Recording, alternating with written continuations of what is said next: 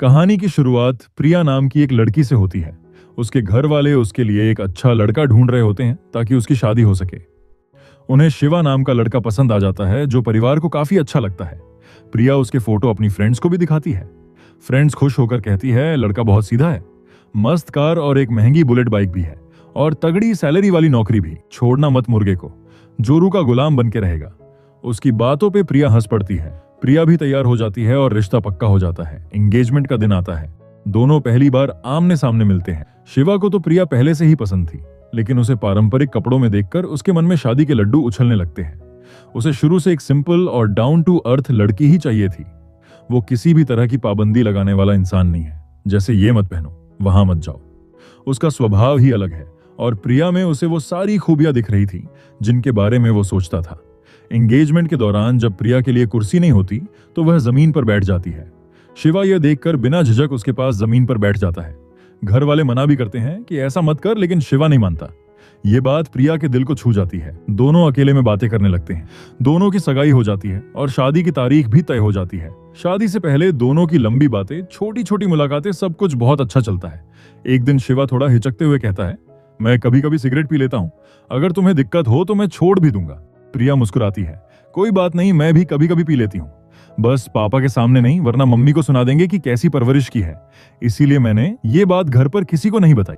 शिवा थोड़ा हैरान जरूर होता है, लेकिन फिर भी कुछ कहता नहीं और उसे भी सिगरेट दे देता है। फिर शादी होती है। दोनों के शुरुआती दिन किसी भी नए शादीशुदा कपल की तरह खूबसूरत बीतते हैं। दोनों एक दूसरे को जिंदगी भर साथ रहने का वादा करते हैं। लेकिन किस्मत का खेल देखो, जन्मों की बात हो रही है, लेकिन शादी के 1.5 साल बाद ही मामला डिवोर्स तक पहुंच जाता है। शिवा कोर्ट के बाहर खड़ा है। वो डिवोर्स नहीं चाहता, लेकिन प्रिया चाहती है। वह अपनी सफाई के लिए एक अच्छे वकील की तलाश में होता है।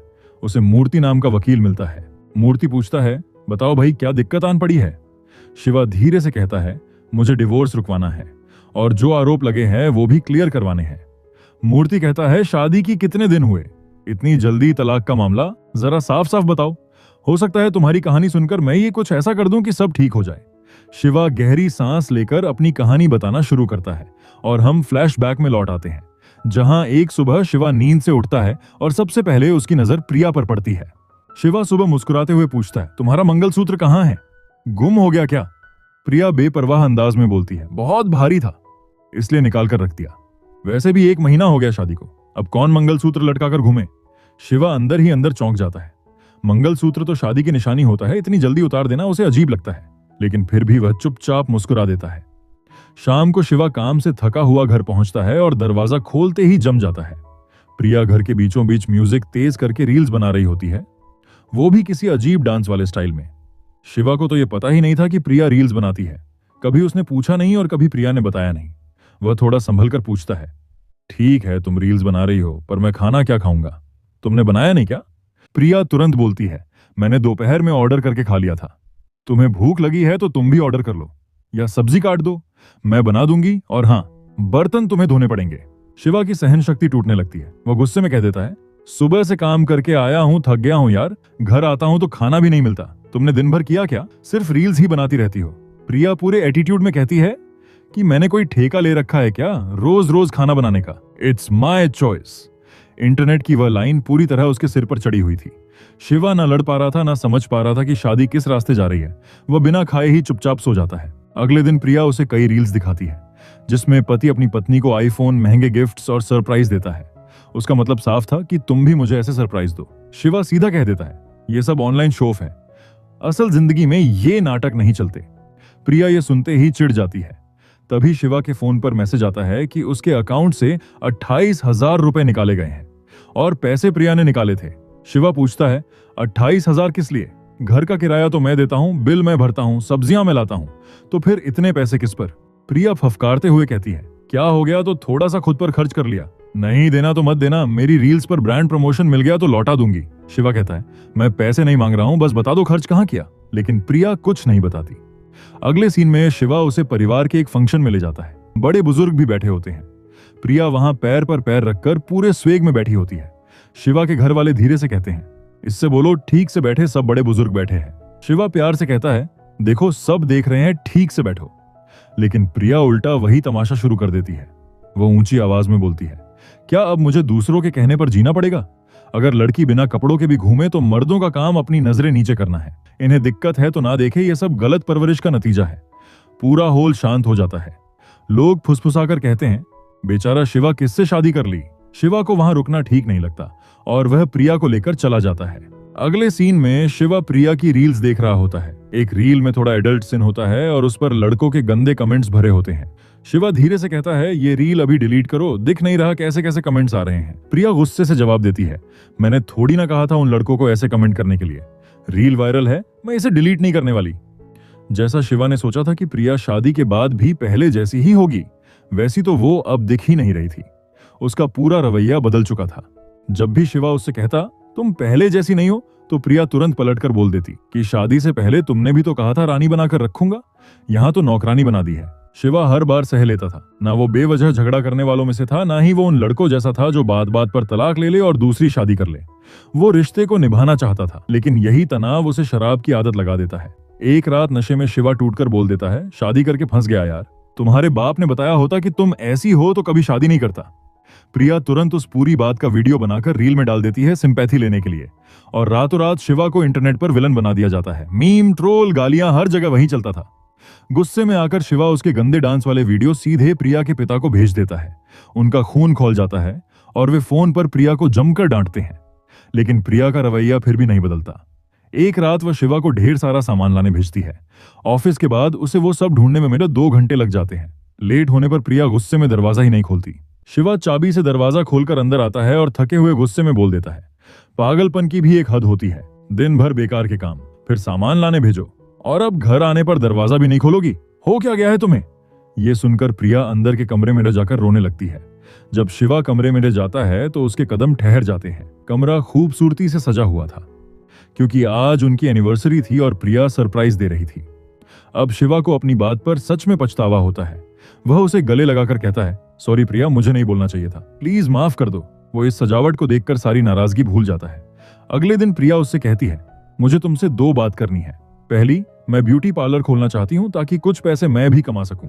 घर का खर्च हम दोनों उठाएंगे और मुझे छोटी छोटी चीजों के लिए तुमसे पैसे नहीं मांगने पड़ेंगे। और दूसरी बात, मैं ये पार्लर अपने एक कॉलेज फ्रेंड के साथ पार्टनरशिप में खोलूंगी। ये सुनकर शिवा को गुस्सा आ जाता है। वह कहता है, ये पैसों की बात नहीं है। 2 दिन पहले तुम्हारी दोस्त ने कपड़ों की दुकान खोली है और अब जलन में तुम पार्लर खोलना चाह रही हो। कभी सोचा है पैसा आएगा कहां से? और पार्लर के बारे में तुम्हें पता क्या है? लड़कियों का दिमाग कपड़े और पार्लर से बाहर निकलेगा तब समझ आएगा कि दुनिया कितनी बड़ी है। आईपीएस जैसी बड़ी चीजें करने का भी सोच सकती हो, पर उसके लिए पढ़ाई चाहिए। और तुम्हारे पिताजी ने बताया था कि तुमने 12th तक पास भी नहीं किया। मुझे देखो, मैं मैकेनिकल इंजीनियर हूं, लेकिन फिर भी कुछ नहीं कहा। अब कमा रहा हूं ताकि आराम से घर चल सके, और तुम फिर नया ड्रामा लेकर बैठ गई कि पैसे मांगने में अच्छा नहीं लगता। इंस्टा पर डीएम करके प्रमोशन मांगती हो, तब सेल्फ रिस्पेक्ट कहां चला जाता है। ये सुनकर प्रिया भी फट पड़ती है कि मेरा दिमाग खराब था जो तुम जैसे लड़के से शादी की। मैं इंडिपेंडेंट हूं, तुम मेरे लायक हो ही नहीं। शिवा हंसते हुए कहता है, इंडिपेंडेंट और तुम, जो जय पोप को कार्ल मार्क्स समझती है। चलो ठीक है, पार्लर खोलना है ना, जाओ पहले ब्यूटिंग का कोर्स करो। शिवा प्रिया से कहता है, पार्लर का काम सीख लो, उसके बाद मैं खुद दुकान खोलकर दूंगा। अब समझ आया मुझे तुम्हारी दूसरी बात क्या थी। पहली पार्लर खोलने की और दूसरी मुझसे पैसे मांगने की, ताकि अपने दोस्त के साथ बिजनेस कर सको। बिना नॉलेज के तुम्हें वो पार्टनर क्यों ही बनाएगा, सिर्फ और सिर्फ पैसे के लिए। मैं तुम्हें डिजर्व नहीं करता, बल्कि तुम जैसी लड़की मुझे डिजर्व नहीं करती। ये सुनकर प्रिया वही फूट कर रोने लगती है और रोते रोते बेहोश हो जाती है। तब शिवा को सच पता चलता है कि दूसरी बात पैसे की नहीं थी। वो बताना चाह रही थी कि वो मां बनने वाली है, लेकिन डांट और तनाव के सदमे से उसका मिसकैरेज हो जाता है। शिवा तुरंत हॉस्पिटल ले जाता है, लेकिन देर हो चुकी थी। शिवा अंदर से टूट चुका था। इतने दिनों का जमा गुस्सा गलत वक्त पर निकल गया, और अब उसी मिसकैरेज के चलते प्रिया ने डिवोर्स फाइल कर दिया। उसने झूठा आरोप लगाया कि शिवा ने उसे मारा, जिसकी वजह से बच्चा गिरा। केस बड़ा बन चुका था। डिवोर्स तो होगा ही, साथ ही जेल का डर भी शिवा के सिर पर था।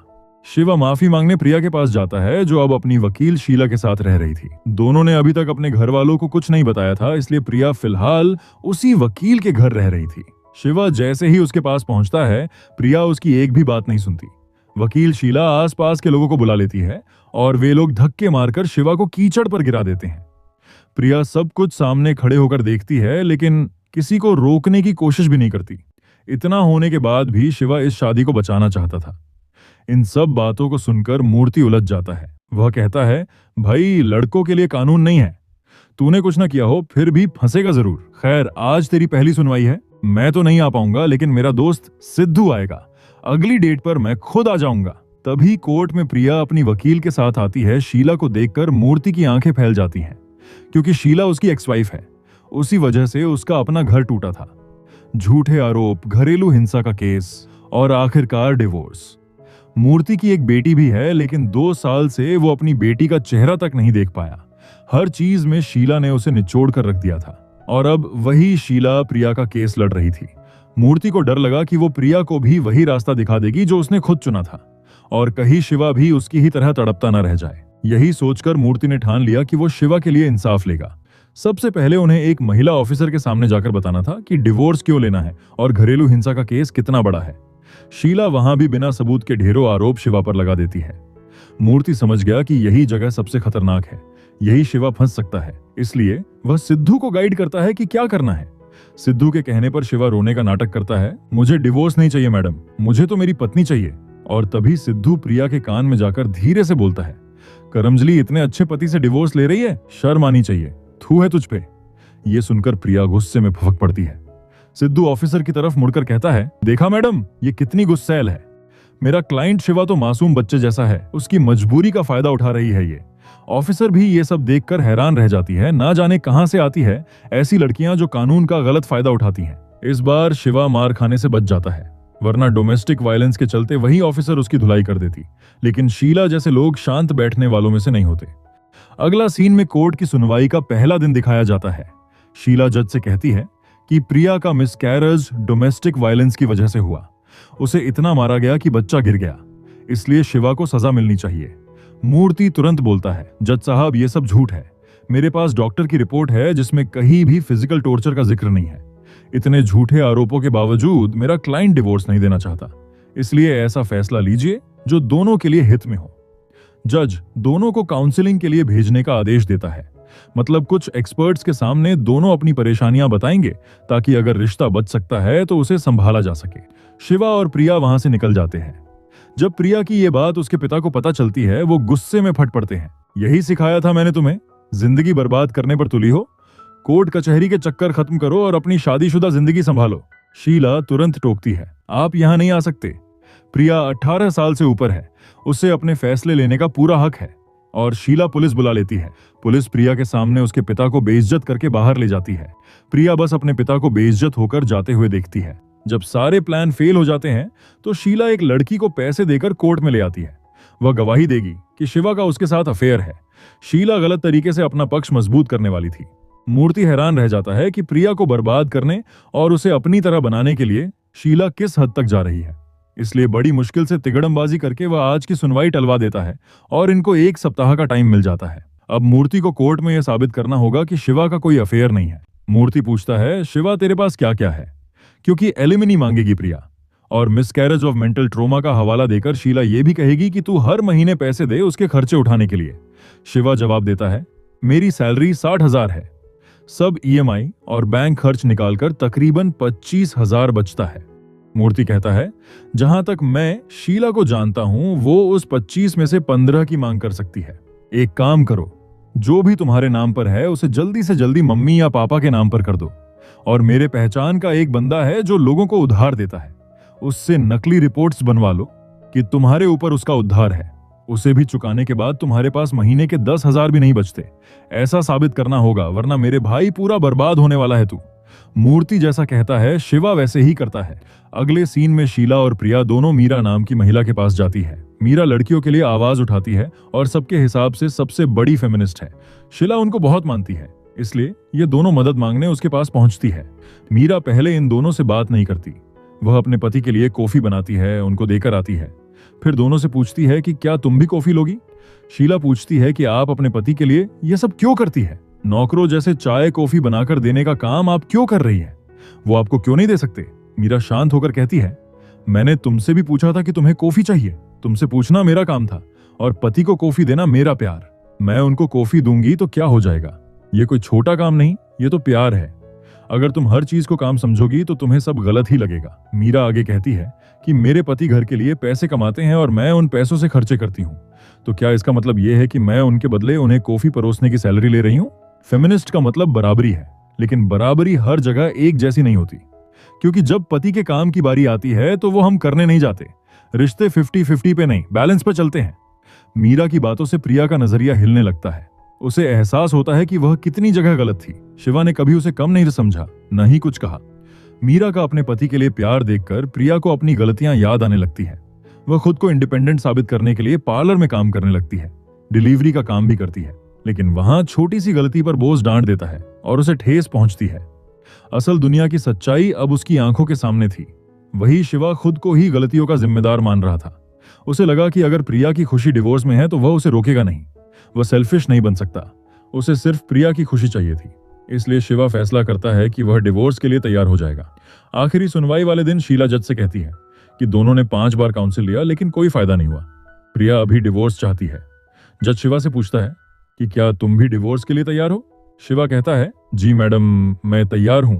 मुझे प्रिया की खुशी चाहिए। जो एलिमिनी और मेंटेनेंस का खर्चा देना होगा मैं सब दूंगा। जज पूछती है कि पहले इतना झगड़ा क्यों हुआ, अब ऐसा क्या बदल गया? तब मूर्ति कहता है कि शिवा आज भी यही चाहता है कि डिवोर्स ना हो। उसे प्रिया से आज भी उतना ही प्यार है। और यहां समझने वाली बात यह है कि लड़के जिस माहौल में पलते बढ़ते हैं वही उनकी सोच बन जाती है। अगर एक लड़का पूरी जिंदगी अपनी मां को साड़ी, मंगलसूत्र और पति के नाम पर घर संभालते देखकर बड़ा होता है तो उसके लिए वही नॉर्मल बन जाता है। इसलिए जब कोई मॉडर्न लड़की बोलती है कि मंगलसूत्र जरूरी नहीं और वह अपने मेल फ्रेंड्स के साथ पार्टी करना पसंद करती है, तो लड़के को तुरंत समझ नहीं आता। गलती उसकी नहीं, उसने कभी कुछ अलग देखा ही नहीं। और अगर लड़कियों के नजरिए से देखे तो उनकी बात भी गलत नहीं। कई लड़कियों को लगता है कि मंगलसूत्र सोसाइटी की एक्सपेक्टेशन है, उनकी पर्सनल चॉइस नहीं। और कई लड़कियों को हर बात में पति की परमिशन लेना एक तरह की कैद जैसा लगता है। वो फ्रीडम चाहती है, वो भी अपनी जगह सही है, लेकिन असली बात आती है एक दूसरे को समझने की। दिक्कत तब होती है जब दोनों अपने अपने विचार को ही सच मान लेते हैं। दोनों सोचते हैं कि मेरी बात सही है, तू बदल, मैं क्यों बदलूं? और यही से छोटी छोटी बातें डिवोर्स तक पहुंच जाती हैं। शादी से पहले लड़का और लड़की दोनों एक दूसरे को परफेक्ट दिखाते हैं, सबको इंप्रेस करते हैं। पर शादी के बाद असली आदतें सामने आती है और वहीं से असली टेस्ट शुरू होता है। सोशल मीडिया की रील्स और कोट्स आग में घी डालने का काम करते हैं। सब कहते हैं अपनी लाइफ जियो, कॉम्प्रोमाइज मत करो, हल्की सी दिक्कत है तो रिश्ते से निकल जाओ। यही सब दिमाग घुमाता रहता है। अब फाइनेंशियल प्रॉब्लम की बात करें तो लड़की कहती है कि पति से पूछकर पैसे खर्च करना गलत और गुलामी जैसा लगता है। वैलिड बात है, पर यह भी तो सोचो कि एक मर्द अपनी सैलरी का 95% घर, बच्चे, दवाई, बिल और जिम्मेदारियों में लगाकर खुद के लिए कुछ नहीं बचा पाता। क्या वो फ्री है? वो भी तो जिम्मेदारियों का गुलाम ही है। औरत कमाए तो अचीवमेंट, मर्द कमाए तो ड्यूटी। यही लाइनें मर्दों को भी तोड़ देती है। सारी जिंदगी घर और काम के बीच पिसके जब वो थोड़ी शांति मांगते हैं तब सुनने को मिलता है कि तुमने टाइम नहीं दिया, तुम फैमिली हैंडल नहीं कर पाते। सच्चाई सिर्फ इतनी है कि प्रॉब्लम लड़का या लड़की नहीं होते। प्रॉब्लम यह है कि दोनों एक दूसरे को समझने का वक्त ही नहीं देते। जल्दबाजी में सीधे डिवोर्स तक पहुंच जाते हैं और ऐसे ही रिश्ते टूटते हैं। मूर्ति के एक एक शब्द से कोर्ट में मौजूद सभी के दिल छलनी हो गए। कई लोगों की आंखें नम हो जाती हैं। जज कहती है कि मैं वही फैसला दूंगी जिसमें दोनों की खुशी हो, और जज डिवोर्स मंजूर कर देती है। लेकिन प्रिया अचानक कहती है कि उसे अब डिवोर्स नहीं चाहिए। उसे अपनी गलतियों का एहसास हो चुका है। शिवा की खुशी का ठिकाना नहीं रहता। आखिरकार प्यार जीतता है और दोनों एक दूसरे को फिर से अपना लेते हैं। अब उनका रिश्ता पहले से भी ज्यादा मजबूत हो चुका था। शीला भी पहली बार अपनी बेटी से 2 साल बाद मूर्ति को वीडियो कॉल लगाती है। बेटी की आवाज सुनते ही मूर्ति की आंखें भर आती है। शायद उनका रिश्ता भी अब ठीक हो जाएगा। और इसी तरह ये कहानी यहीं पर एंड होती है। अब बारी आपकी है दोस्तों। नीचे कमेंट में अपने दिल की बात जरूर लिखना। किस पॉइंट ने आपसे सबसे ज्यादा कनेक्ट किया और किस नजरिए ने आपको सोचने पर मजबूर किया, ये जानने का मुझे सच में इंतजार रहेगा। फिर मिलते हैं अगली वीडियो में एक नई कहानी और नए जोश के साथ। खुश रहो, सेफ रहो, और यहां तक वीडियो देखने के लिए आपको दिल से धन्यवाद।